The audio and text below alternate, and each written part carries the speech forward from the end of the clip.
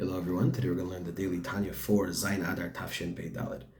So yesterday we started to explain the mashal that we talked about. So we talked about a mashal where a king comes and he leaves behind all of his multitudes of servants and ministers, and he comes and he brings close to him. He lifts up this poor man, this poor dejected person out of the filth, and he brings them closer and closer to him. And he becomes very, very intimate with this person.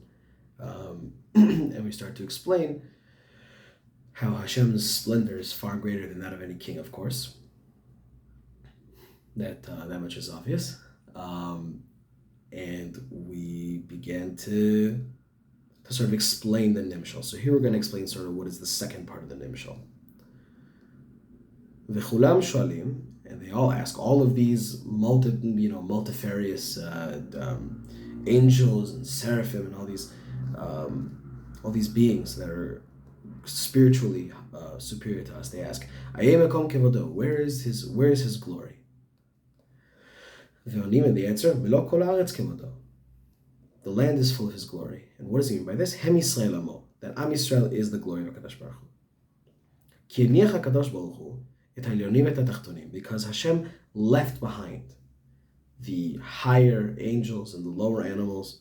V'lo bachar b'kolam, and he didn't choose any of them. Ki im b'Yisrael amo, and he only chose Am Yisrael. V'otzeah miMitzrayim, and he took them out of Egypt. Ervat ha'aretz, the lowest place the lowest place on earth.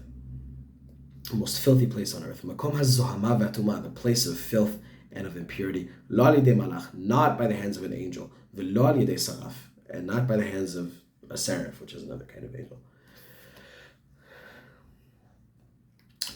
Ela HaKadosh Baruch Hu b'chvodo v'atzmo, but Hashem himself, so to speak, yarad l'sham, כמו שכתוב va'ered להצילו, as it says, and I went down to save him. וכולי. And why did he do this? כדי לקרבם אליו בקירוב וייחוד אמיתי. And he did this in order to bring them close and to bring them into union with Hashem.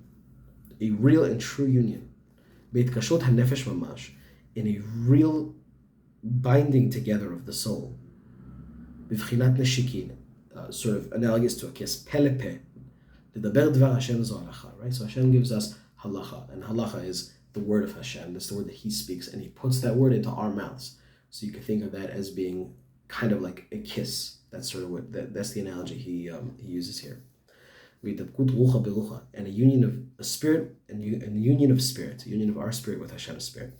He has sagat Torah. It is the understanding of the Torah. And knowing his will and his wisdom, how they are all one. And also like an embrace, which is, so to speak, doing the commandments in action. With our own 248 body parts. Right? Because the 248 positive commandments, these are the 248 body parts of the king of Hashem, Kivyachol, right?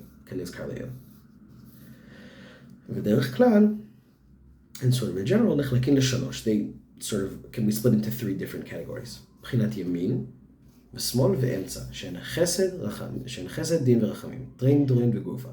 And these could be split into sort of three broad sort of parts: the right hand, the left hand, and the body. And you could imagine that as being like a hug and sort of a union of our body with, so to speak, Hashem's body, right, quote unquote, right, which is the mitzvahs. When we do Hashem's mitzvahs, we, as it were, embody him. And this is what it means when it says Asher kideshanu b'mitzvotav, that he sanctified us with his commandments. K'adam hamekadesh isha, right? Just as somebody who's mekadesh a woman. So the same way Hashem was mekadesh us. To be united with him with a complete and utter unity. As it says, it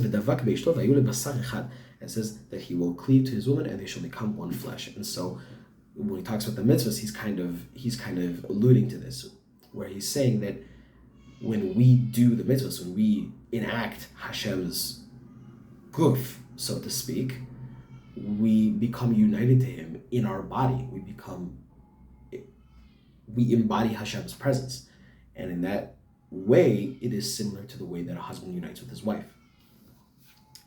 ככה ממש, ויתר על כן לאין קץ.